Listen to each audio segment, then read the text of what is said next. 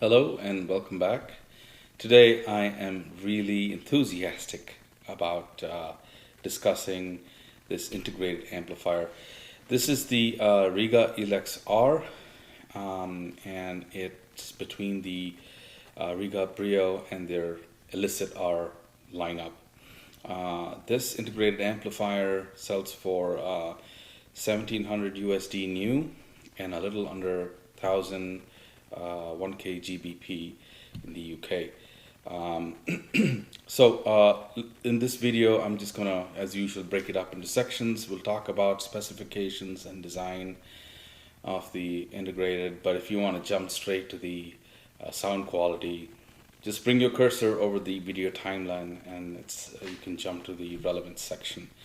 Alright, so this integrated outputs 72 watts per channel at 8 ohms, 90 watts per channel at 6 ohms, and 113 watts per channel at 4 ohms, both channels driven. I think the rating for 6 ohms is because most of the Rega speakers are rated at 6 ohms, so hence the number there.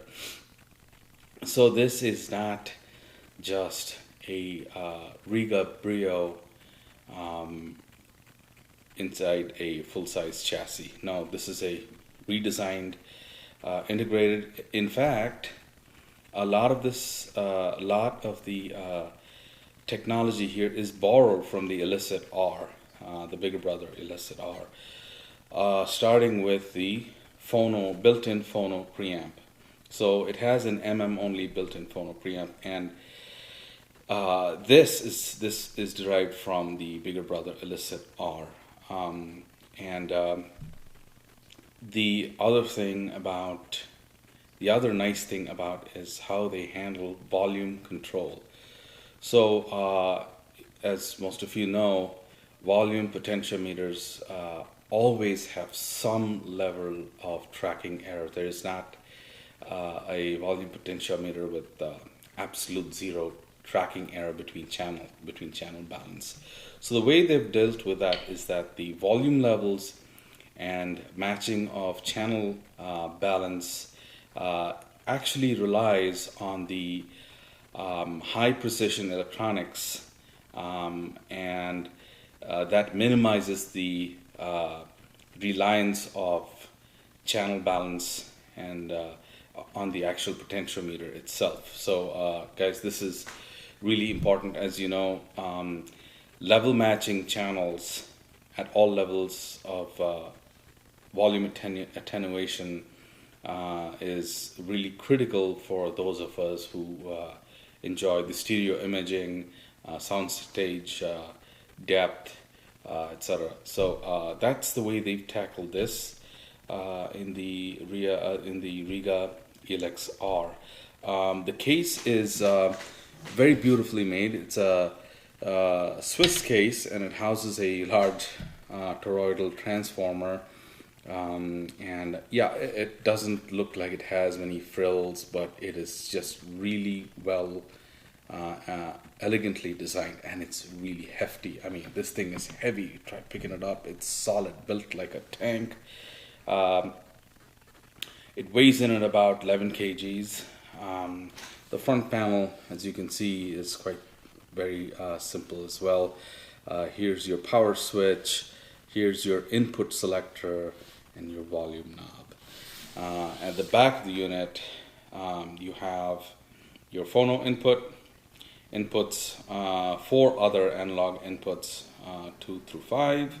Also, you have a record output for reel-to-reel or cassette tape heads like me. And you have a preamp out that you can use to drive an external subwoofer or an external amp.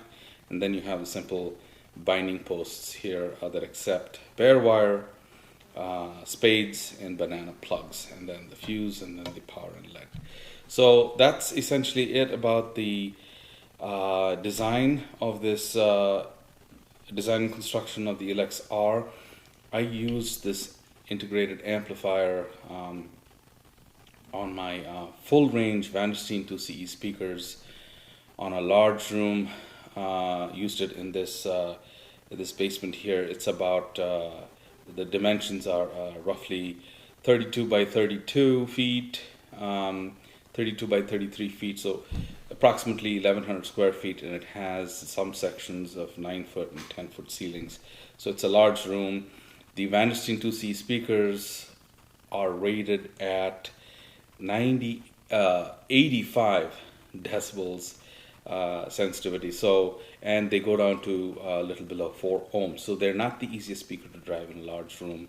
So there's that. And then for most of my listening was done primarily with the included phono, moving magnet phono. So the cartridge I used was an Audio-Technica 440 MLA, one of my favorite Audio-Technica moving magnets that has superb transparency and great frequency extension. I used it on the VPI Traveler turntable. I also used an external phono stage, namely the Musical Fidelity Max Vinyl, and also the Rega Aria, which will be a topic of the future review, to drive a Koetsu black mounted on my Rega Planar 10 as well. So let's jump straight to the sound quality part of it. First album I want to talk about is Paul Simon's Crazy After All These Years. This is a Mobile Fidelity one-step pressing that was recently released. Excellent pressing, and I think this is the best I've heard this album. Second track on this on the first disc is a song called My Little Town, and the piano starts off in the beginning. It happens to be center left on the soundstage, slightly behind the plane of the speakers, and there's weight and meat on the bones on this piano, yet it's clearly defined. Just behind the plane of the speaker, the acoustic guitar starts, the strumming starts.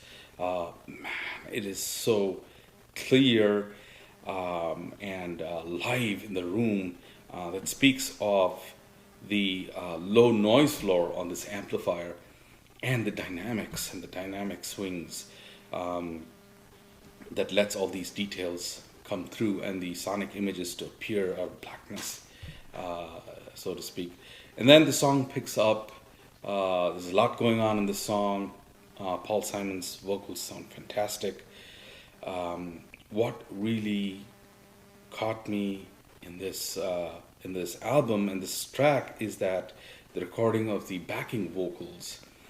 There are a couple of times the song where the backing vocals fade into the recording space, the ambience in their recording studio, and you can hear the reverb and the decay and the fade. It is wonderfully done, guys. So what this amplifier does is it gets the timing and the space around vocals, instruments just right, and that it does so with a low noise floor. Second album I want to talk to you about is Emergency, the Count Buffaloes. I selected this album as well because of the lack of compression during the recording. It's an excellent recording. This is a Toshiba pressing from Japan. And second track here is called You're Right as Rain, and this is a Bob James track that they remixed and redid. It's got a slightly different pace than the original, but the bass lines in this track are really well done. Again, it comes down to how your amplifier does rhythm, pace, and timing. So you might have read this before, and the way I think it can be explained is that the amplifier's job is to get the signal from the source. So providing your source is clean, the amplifier does its job. It should do so without introducing any coloration or sonic signatures of its own, and that is in the realm of high end. So what this amplifier is doing is getting everything right in the source, as far as timing, and done so with a low noise floor without adding any artifacts, that delivers the complete intent of the artist and the recording engineer to your speakers. And of course, when it drives your speakers, it has to do so with a lot of control. It tells the speaker when to start and stop, exactly when to start and stop. So that's what you're hearing. Whatever the artist intended, you're able to hear using this amplifier. And the third track on this track is in this album is called this drum solo, and it is so explosive. And in that drum solo mix, you can hear and feel the texture of the bass drum again. Broad soundstage, deep soundstage, textures of the snares and the shimmer and the decay of the cymbals. You really get a glimpse into the recording space in the venue of the studio, perhaps, and it's live, and the dynamics are fantastic. Next up is another favorite of mine that I like to audition speakers with, All in My Mind by Dr. Lonnie Smith. This is a Blue Note Tone Poet release. Again, another fantastic recording where there's minimal compression, or probably no compression. The two tracks on side A are Juju and Devika. Again, excellent bass lines, percussion, drumming is explosive and textured and very well nuanced. It's not all in your face, yet there are moments when it gets really explosive. That's where timing and keeping the original signal in its form, preserving the original signal passing through and amplifying without adding artifacts, is where this amplifier does a fantastic job and conveys the dynamics. There is also guitar solos that, in comparison, I've heard amplifiers in the 3.5K range, for example, the Yamaha AS2100 integrated, where it produced a bit more magic in the mid-range as far as glow and warmth of the guitar, of the electric jazz guitar. This did not provide any warmth per se, but I think this is giving you how it's recorded. So there is a lot of transparency and neutrality that I experienced using this amplifier. So that's, in a sense, my take on this amplifier, guys. What it does honestly, and I think Rega is again giving us a lot of value for money. I would compare this again to the likes of the Yamaha AS2100, which costs 3 to 3.5K, and it does a lot of things better than the Yamaha. It's more neutral sounding, it is more dynamic. It was able to drive these full range speakers I have in a large room effortlessly, never seemed to run out of steam. It did timing better, it did space around instruments a little better. Where it didn't do as well, which is again a personal preference for a lot of people, is mid-range lushness and warmth. If you're looking for warmth, this is not the amplifier for you. If you're looking for neutrality, this is the amplifier for you. If you want better than what this amplifier can do, be prepared to spend a lot of money, more than twice the amount. I must thank Rob, my friend Rob from No Noise Records and HiFi. If you're in the Toledo area, please look him up. He's a fantastic guy. He has a great record collection, but he also is a dealer for Rega, Chord, HiFi, Spendor, and fine audio speakers as well, amongst other hi-fi components. Go and look him up, visit him if you want to listen to this gear in action, and Thank you for watching my channel, guys. I am going to be doing more reviews. The next one up, I think, is the Rega Aria phono stage that's coming up soon. Please like and subscribe, and I hope you enjoyed this video. Thank you.